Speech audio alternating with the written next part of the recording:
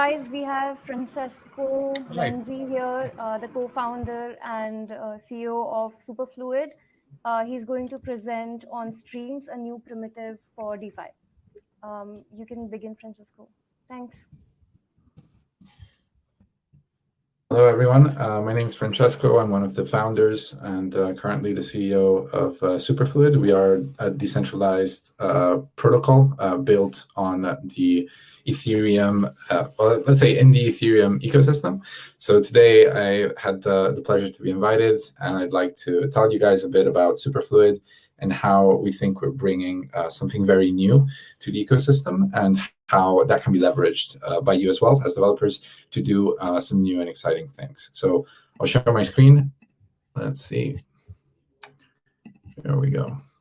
All right.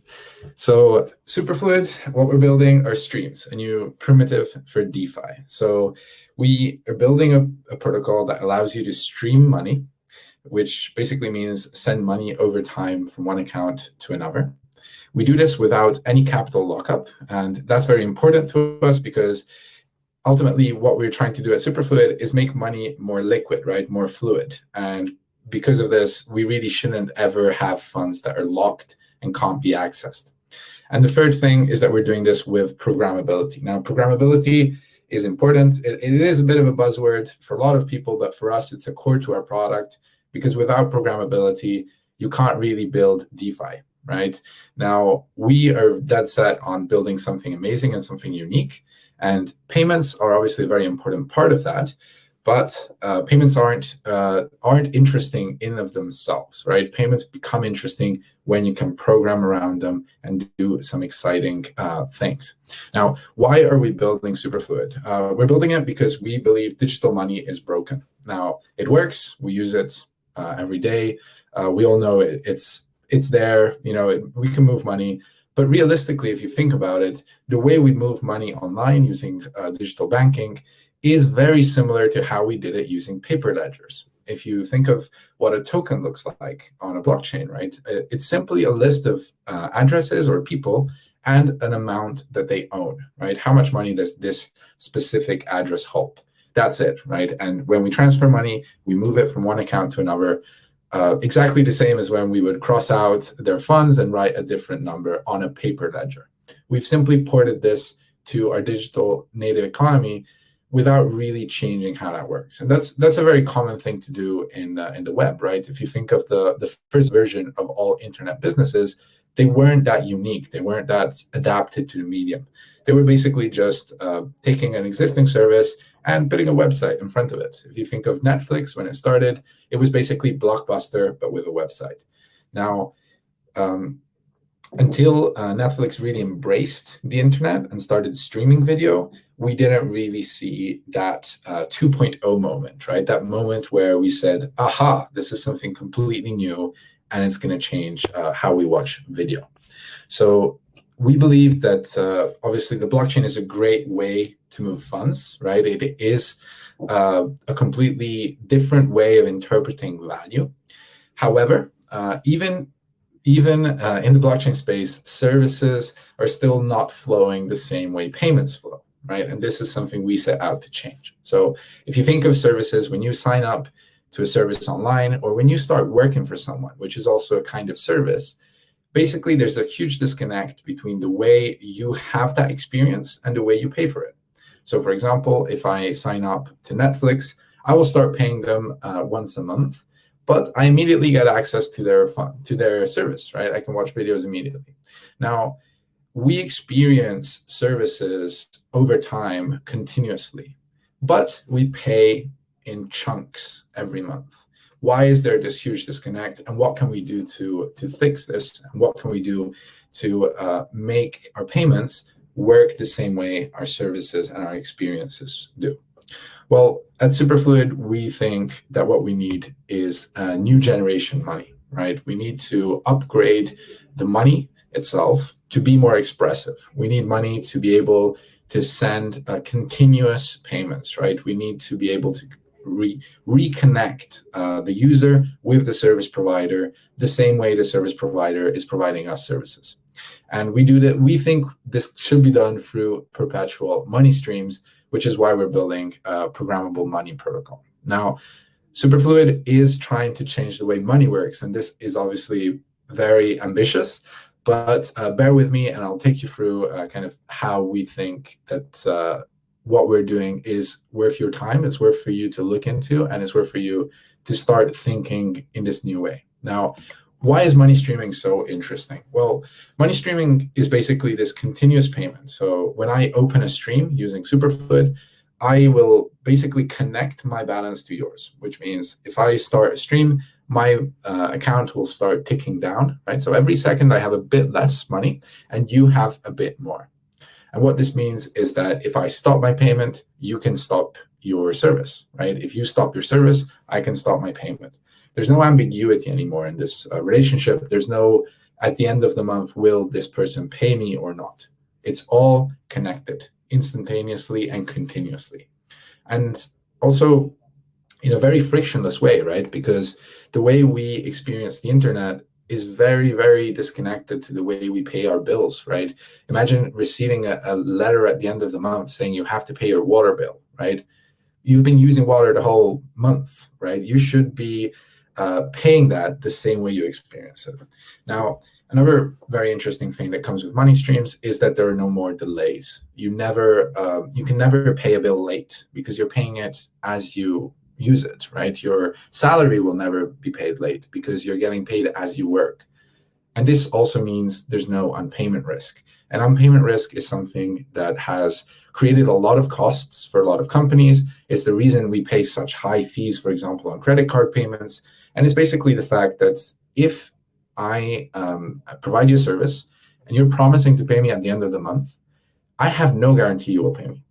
Now, if you don't pay me, I have to make up for the fact that I provided a service for free and you didn't pay. And because of this, what we do is, we have contingencies, we save money, we consider maybe 10% of our payments won't go through. And obviously what this means is everybody else is paying more because some people are not paying. Now, imagine we can remove completely unpayment risk because services are paid every second they're consumed. There is no more risk of unpayment at the end of the month. Everything immediately becomes cheaper because there is no more risk of providing a service for free. And this obviously has a big impact for businesses, but imagine also as an employee, right? As someone who's working for someone, imagine working for them without ever having to worry that they won't pay you, they will pay you late, or that there will be some trouble at the end of the month. Completely remove all of that. You're getting paid every second. It's just better, right? So I think money streaming is something we should all embrace. It's a bit of a mind shift, but it feels very natural because, again, it's how we experience services as humans.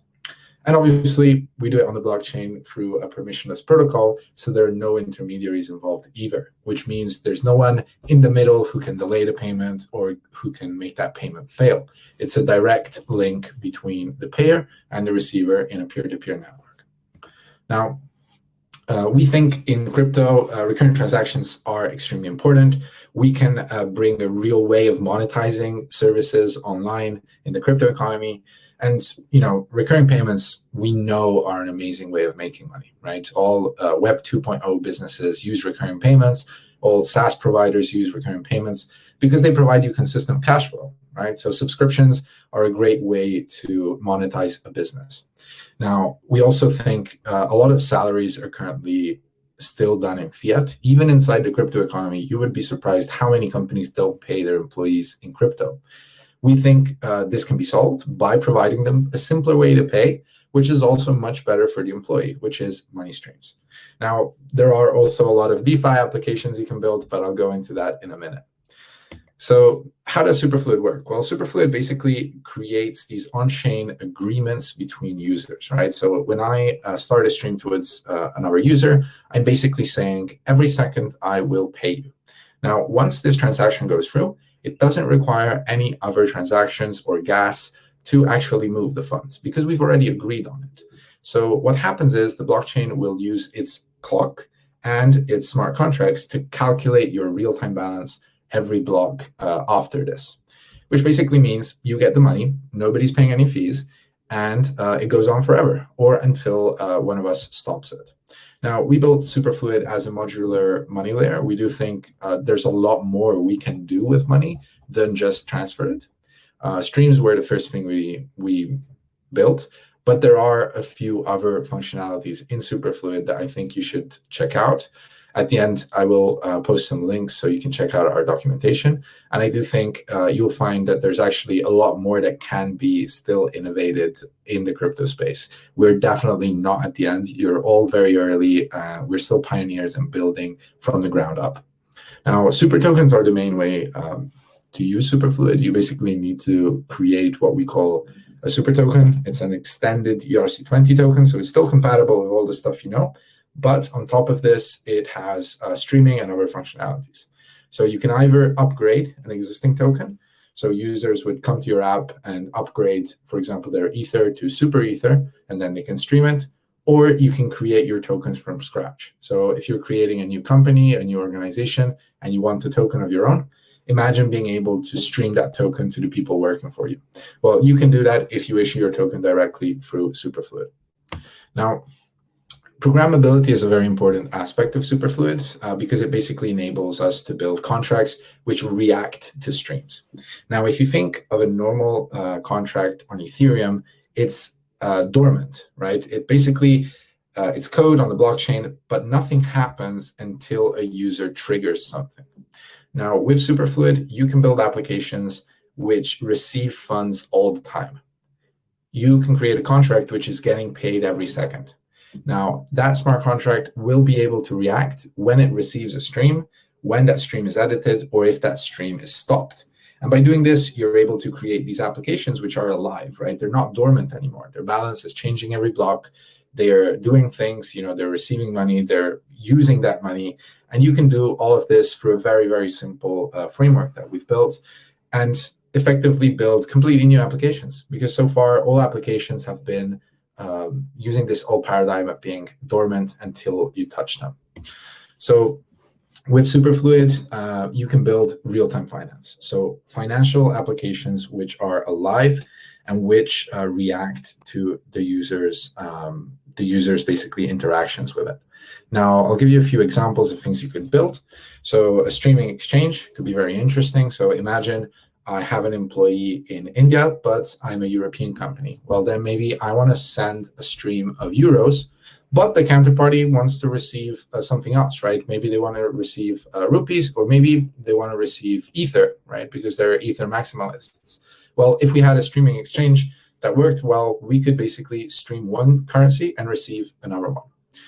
Savings accounts that works through streams. This is very important for me and other people who are getting paid in streams, because basically, if you get paid every second, you want to save money every second, right? And at the moment, all the savings accounts that exist in DeFi are basically deposit. So I have to receive the funds, then take them out, then deposit them. And this is, you know, it's old-fashioned, right? I should be able to stream my salary as I receive it into a savings account. Cash flow advances are something I'm very excited about, because basically it means giving people credit. Now, if I'm an employee somewhere, I'm getting paid every second, this information is on-chain, right? It's verifiable. Now, I should be able to get credit based on that cash flow. I should be able to go to a financial application and say, give me, you know, $100 in advance. I will pay you up. You can trust me because I'm getting paid every second, and you can see that. And I think this will open up a lot of opportunities for people who are, you know, more disadvantaged, who need that advance, right? Because maybe they still need to make some traditional one-off payments, right? And by bringing the cash flows on chain, we can enable this. Continuous auctions are a bit of a pie in the sky concept, but they're extremely powerful, and they basically relate to auctioning some sort of asset, right? It could be, for example, advertising space, or it could be maybe even a job in DeFi, where basically people can send a stream to get that space or that asset for as long as their stream is the highest. If somebody else sends a higher stream, the first person loses the asset and the new person acquires it. So I think there's some interesting things there that can be built in advertising. Now, I'll share with you a couple of apps that have been built already. So Ricochet is a great app. Basically allows you to buy Ether every second. So the way it works, users send a stream of USDC or DAI to the Ricochet contract. So they're sending dollars, right? And the contract periodically buys Ether and distributes it back to all the people who are streaming. So if you think of it from a transaction point of view, the user, if they were to buy Ether every half an hour, that would be a lot of work, right? First of all, they would have to be online to trigger these actions, but they would also have to pay gas every time.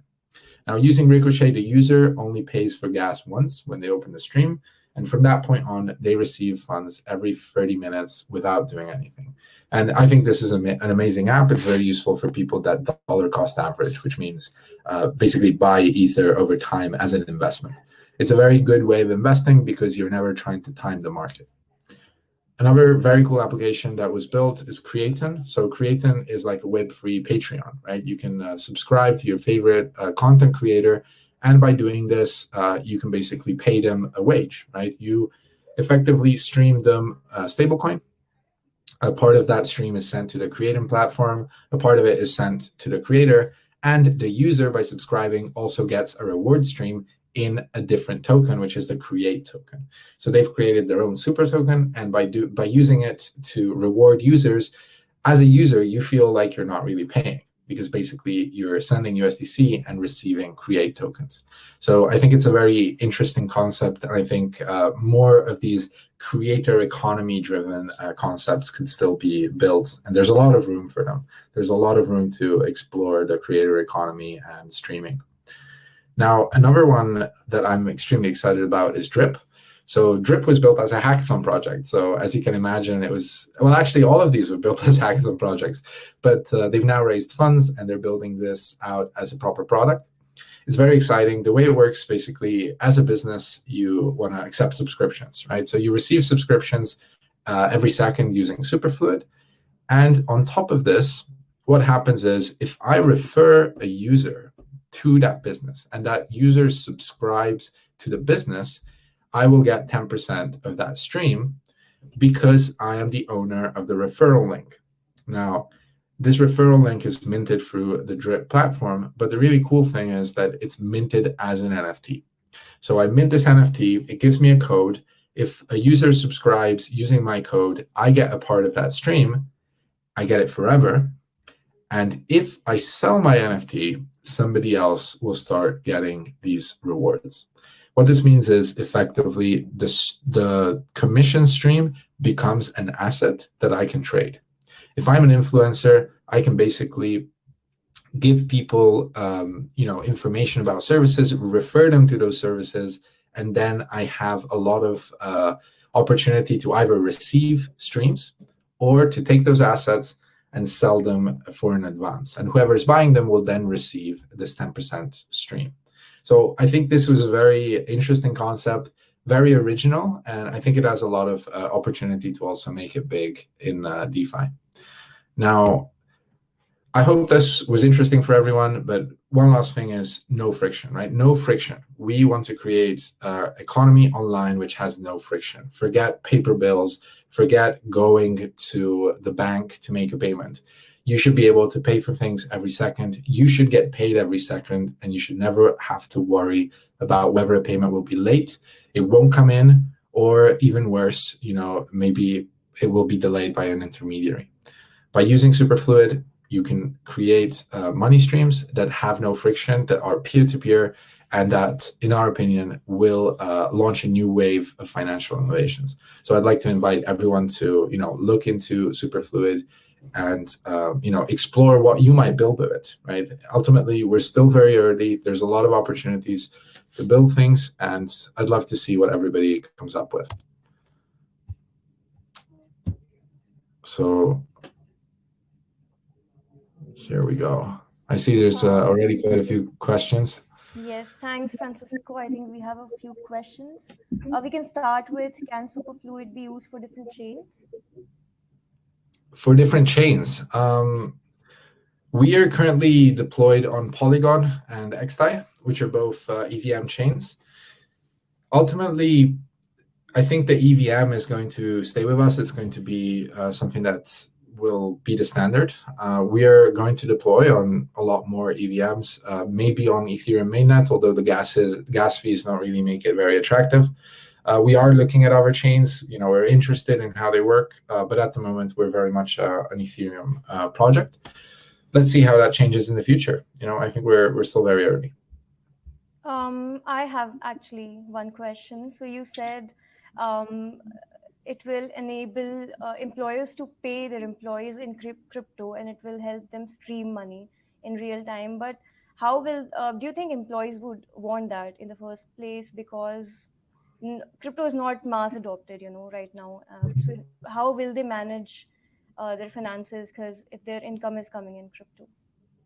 Yeah, that's a question we get a lot. I think it depends a lot on people's personal circumstances, how well they've set up their personal finances. I can tell you already, there's actually a lot of people already using Superfluid for this. The way they manage it, again, it depends where they're from and kind of how much they have to pay for different things.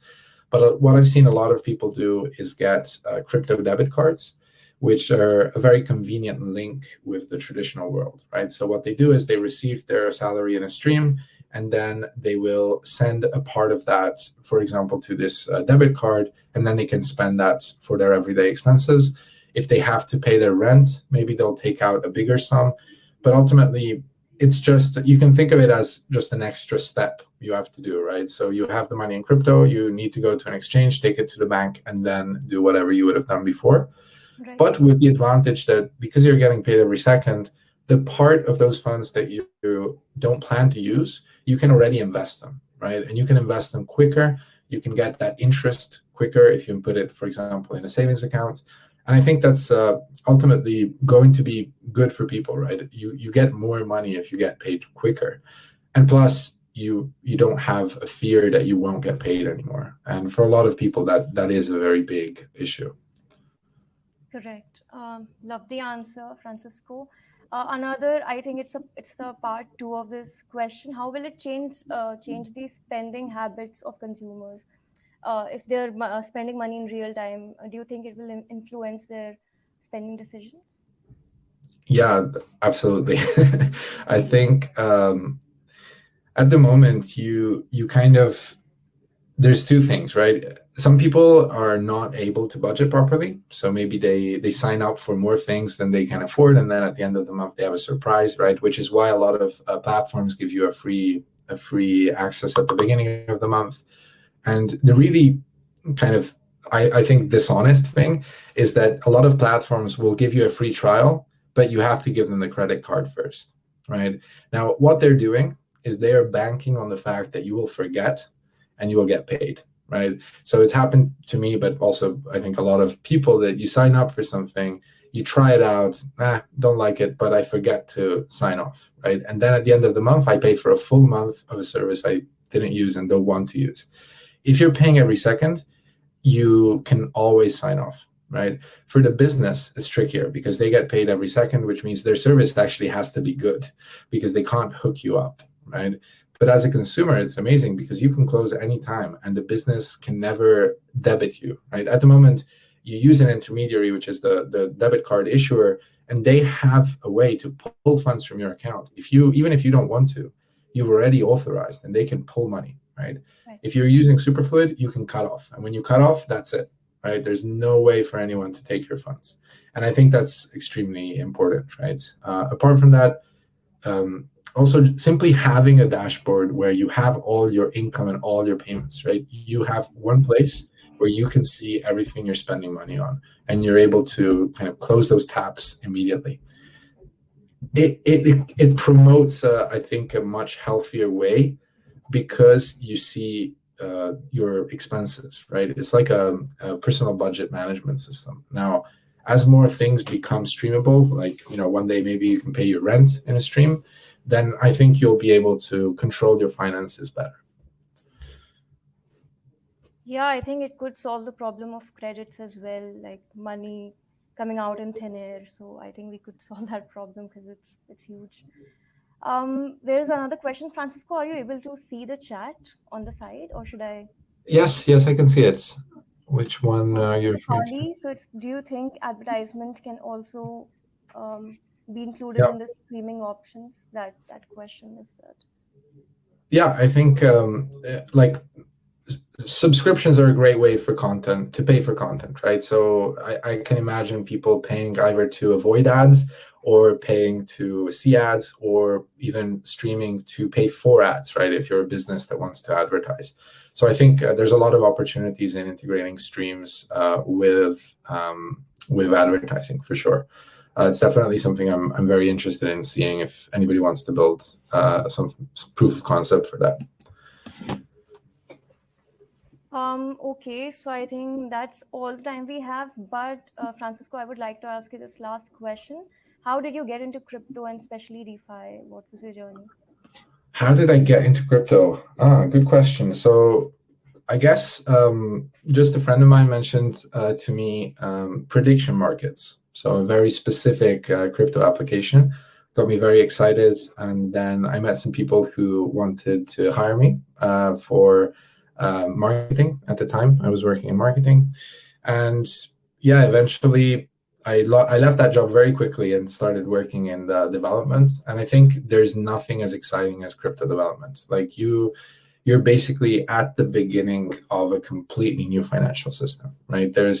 You can change the way people earn money, spend money, save money, invest money, and money is such an important thing in people's lives, right? Like if we all had money, we would all be happier, right? So finding ways to get people to earn quicker or faster or with less risk is something that just fascinated me and has kept me kind of working in the space. I think DeFi just showed immediate product market fit. Like for me, it was like, oh yeah, I mean, we know crypto is cool. Now we know what it's for, right?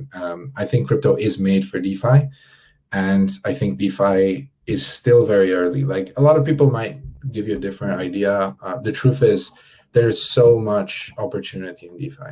Anyone listening could create a protocol that will be used by millions of people in the future. There's no doubt. We're all still very early.